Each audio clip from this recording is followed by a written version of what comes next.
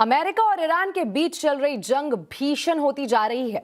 पिछले 5 दिनों से इजरायल और अमेरिका ने तेहरान पर भयानक बमबारी की है। इजरायल ने तेहरान पर उसी लोकेशन को टारगेट किया जहां से नए सुप्रीम लीडर के नाम का ऐलान होने वाला था। वहीं आयतुल्ला खामेनेई के बेटे मोस्तफा खामेनेई ईरान के नए सुप्रीम लीडर बन गए हैं। इजरायल के हमलों में अचानक तेजी रूस के बयान के बाद आई है। रूस ने इजरायल और अमेरिका से ईरान के एटमी प्रोग्राम के सबूत मांगे हैं। वहीं ट्रंप ने ऐलान किया है कि ईरान से अब कोई बात नहीं होगी। ट्रंप ने धमकी दी है कि फैसला अब सिर्फ युद्ध से होगा। वहीं दूसरी तरफ पास के खाड़ी देशों पर ईरान के ताबड़तोड़ हमले जारी है। ईरान ने दुबई में यूएस कॉन्सुलेट के पास ड्रोन अटैक किया। अबू धाबी, दोहा में भी देर रात धमाके सुने गए हैं। ईरान और अमेरिका के बीच जंग कितने दिन चलेगी, कुछ भी कायस लगाना मुश्किल है। ट्रंप ने 1 महीने का अंदाजा लगाया है, लेकिन ईरान जिस तरह फूक फूक कर कदम रख रहा है, वह अमेरिका और इजराइल को पीछे धकेल सकता है। ईरान ने अपने वॉर सेंटर ऐसे रेगिस्तान में बना रखे हैं जो उबड़ खाबड़ पहाड़ियों से घिरे हैं। डिफेंस इन डेप्थ की यही रणनीति ट्रंप आर्मी का सिरदर्द बन गई है। युद्ध अगर लंबा खिंचता है तो किसी भी हमलावर देश के लिए जंग लड़ना काफी मुश्किल हो जाता है। अमेरिका और इजराइल को जंग लड़ने सैकड़ों हजारों किलोमीटर दूर से आना होगा और ईरानी सैनिकों को कहीं जाने की जरूरत नहीं है। इजराइल ने शेर की दहाड़ नाम से जिस ऑपरेशन को शुरू किया, उसके अब वर्ल्ड वॉर बनने की भविष्यवाणी की जा रही है, क्योंकि इजराइल ने दावा किया है कि ईरान एटम बम बनाने के बेहद करीब था। हमला न होता तो एटम बम बना भी लिया गया होता। The reason that we had to act now is because they were, after we hit their nuclear sites and their ballistic missiles program, you'd think they learned a lesson, but they didn't, because they're unreformable. They're totally fanatic about this, about the goal of destroying America. Netanyahu की ये बातें रूस को बिल्कुल भी पसंद नहीं आई हैं। पुतिन ने इजराइल से सबूतों की मांग कर दी है। रूस कह रहा है नेतन्याहू वो सबूत दें जिससे ये साबित हो कि ईरान ने एटम बम बनाने की कोशिश की। Ну и сама война. О целях этой войны мы слышим регулярно, но доказательств того, что Иран разрабатывал ядерное оружие, а именно это послужило главным, если не единственным обоснованием войны, мы до сих пор не видим. Есть подтверждение и МАГАТЭ, да и американских профессиональных разведчиков, подтверждение о том, что Иран не производил и не пытался производить ядерное оружие. पुतिन को सबूत नहीं दिखाए गए तो क्या होगा बताने की जरूरत नहीं है। वो अपने गुस्से को 28 फरवरी से पाल रहे हैं। पुतिन ने युद्ध को रोकने की धमकी भी दे रखी है, मगर ट्रंप ऐलान कर रहे हैं कि अभी तो उन्होंने हमलों का ट्रेलर दिखाया है। ईरान पर अमेरिका का सबसे पावरफुल पंच अभी पड़ना बाकी है, लेकिन अमेरिका जितना गुर्रा रहा है, असलियत उससे कुछ अलग है। अमेरिका ने खाड़ी में 15 देशों से अपने नागरिकों को फौरन भाग जाने की नसीहत दे दी है। ये डेंजर जोन में दिख रहे उन्हीं देशों की लिस्ट है। ट्रंप की वार्निंग ऐसे समय में आई है जब इजराइल लेबनान में फुल फोर्स में हमलों को शुरू कर चुका है। बॉर्डर से बेरूत तक इजराइल ने बम विस्फोट की झड़ी लगा रखी है। इजराइल का टारगेट ईरान के साथ उसके समर्थित लड़ाका ग्रुप है।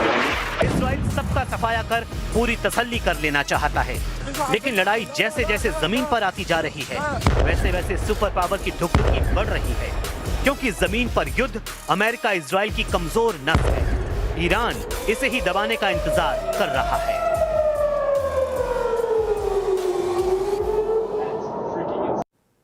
और आज आवाज अड्डा में भी हम इसी पर चर्चा कर रहे हैं। यूएस ईरान जंग, फंस गए ट्रंप। जरूर देखिए शाम 7:57 पर।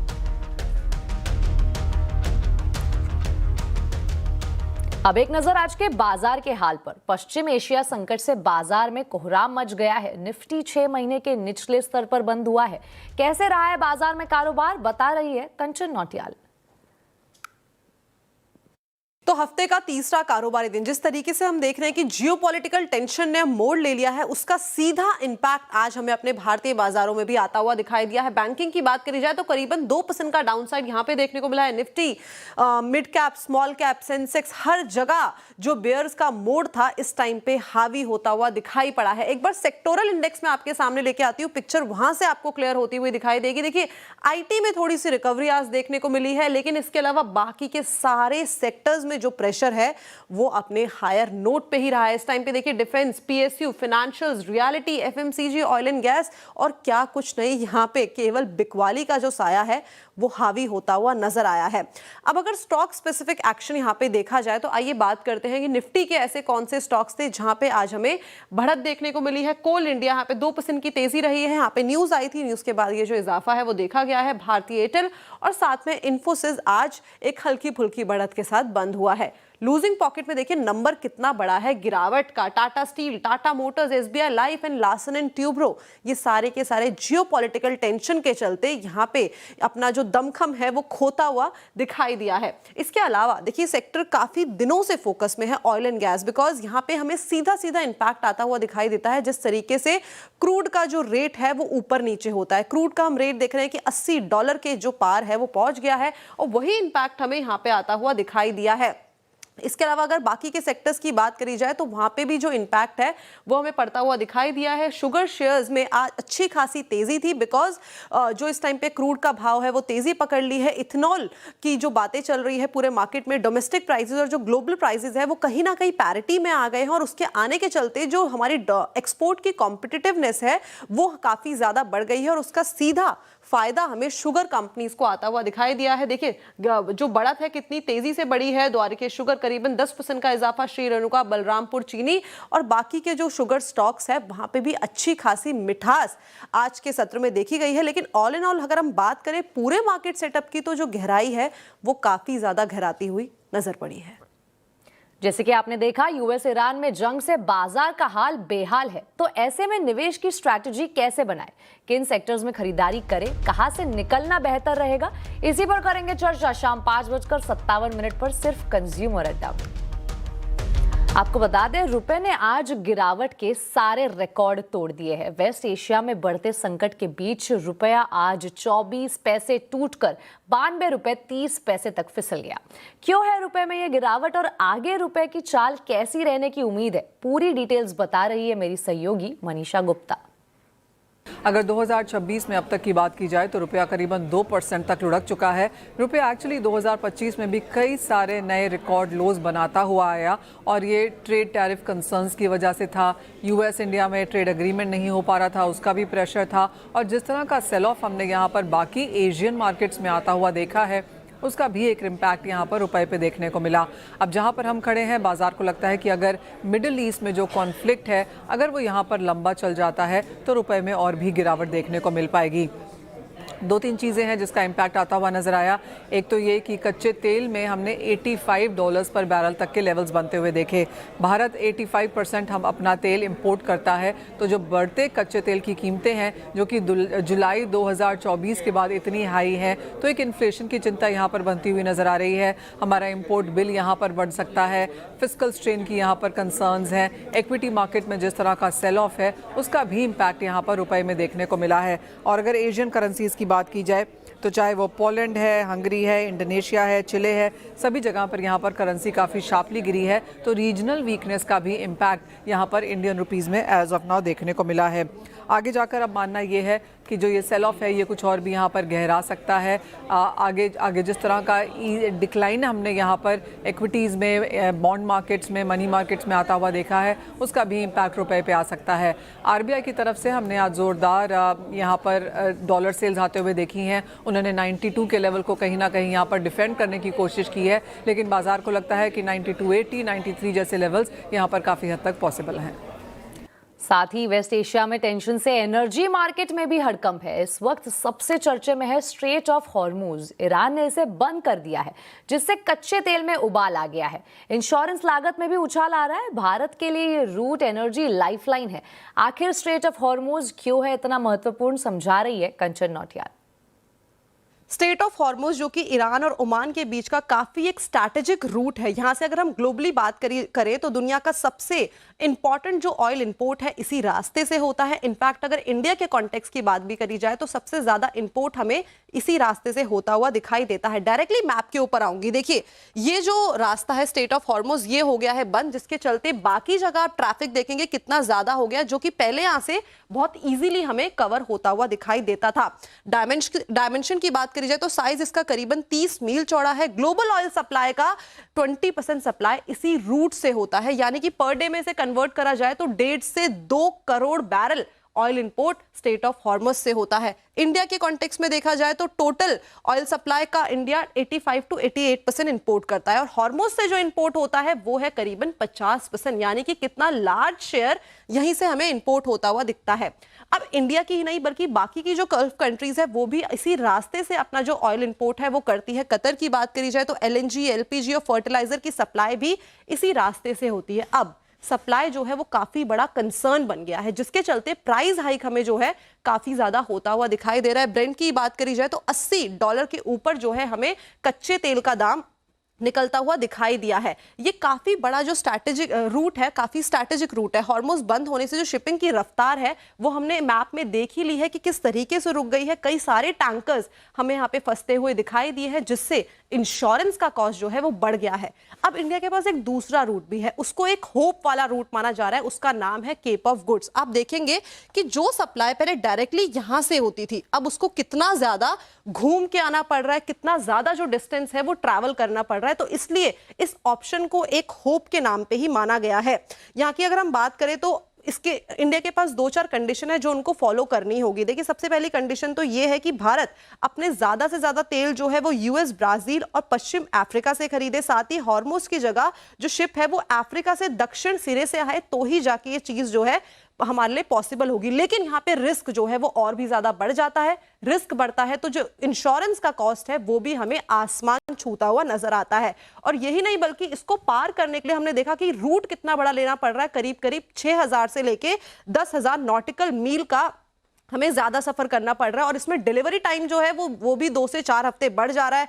डिलीवरी टाइम बढ़ेगा तो डेफिनेटली हमारा जो कॉस्ट है वो भी बढ़ता हुआ दिखाई देगा। कॉस्ट की मैंने बात कर ली, एक बार आपको मैप करके दिखा देती हूँ डायरेक्टली। पर डे का जो लगता है वो अभी एवरेज 30,000 से लेके $80,000 का है। इसे मल्टीप्लाई करें 15 दिन से तो $4.5 लाख का आता है। वहीं 20 दिन का माने तो $16 लाख का जो कॉस्ट है वो हमें यहाँ पे ज्यादा देना पड़ेगा। तो हम समझ सकते हैं कितनी ज्यादा इंपॉर्टेंस है स्टेट ऑफ हॉर्मुज की। US ईरान युद्ध के बीच खाड़ी देशों में फंसे भारतीयों की वतन वापसी का सिलसिला शुरू हो चुका है। विशेष विमानों के जरिए भारतीयों को अपनी सरजमी पर लाया जा रहा है। भारत सरकार और विदेश मंत्रालय के प्रयासों से वतन वापसी के इस मिशन ने हजारों चेहरों पर मुस्कान लौटाई है। जद्दाह, दुबई, ईरान में फंसे सैकड़ों यात्री भारत लौट रहे हैं। अहमदाबाद, बेंगलुरु, दिल्ली के हवाई अड्डे पर जैसे ही ये यात्री उतरे, उनकी आंखों से आंसू छलक आए। लौटे यात्रियों ने प्रधानमंत्री नरेंद्र मोदी और केंद्र सरकार का उनकी सुरक्षित वापसी के लिए आभार व्यक्त किया है। इसी के साथ आवाज समाचार में वक्त हो चुका है एक छोटे से ब्रेक का। खबरें आगे और भी है, बने रहिए हमारे साथ।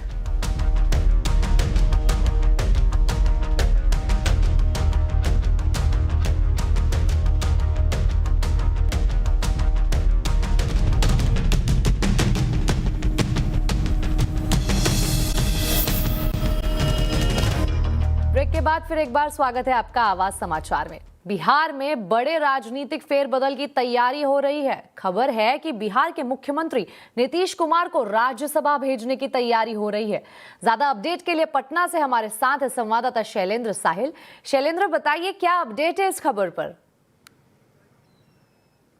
हाँ बिल्कुल, देखिए कल तक इस बात की चर्चा हो रही थी कि नीतीश कुमार राज्यसभा जाएंगे, लेकिन अब इस खबर पर मुहर लग गई है कि नीतीश कुमार राज्यसभा जाएंगे और कल नीतीश कुमार अपना नामांकन करेंगे। उनके साथ अन्य जो उम्मीदवार बनाए गए हैं एनडीए से वो भी होंगे। लेकिन सबसे बड़ी बात है बिहार की सियासत में कि 20 साल से अधिक तक लगातार मुख्यमंत्री नीतीश कुमार सीएम के पद पर रहे और अब वो अपना जो रिटायरमेंट प्लान है वो उन्होंने बना लिया है। उनकी तबीयत खराब थी और उनकी तबीयत को लेकर लगातार सवाल भी उठ रहे थे, तो कहीं ना कहीं एक बड़ी तैयारी पहले से हो रखी थी कि राज्यसभा के जब चुनाव होंगे उस वक्त ही नीतीश कुमार अपनी रिटायरमेंट प्लान की घोषणा करेंगे और वो समय अब आ चुका है। कल नीतीश कुमार अपना राज्यसभा का नामांकन करेंगे और उनके पुत्र निशांत को बिहार में एक बड़ी जिम्मेदारी मिल सकती है। नीतीश कुमार के राज्यसभा जाने के बाद बिहार सरकार में एक बड़ी भूमिका में वो नज़र आ सकते हैं।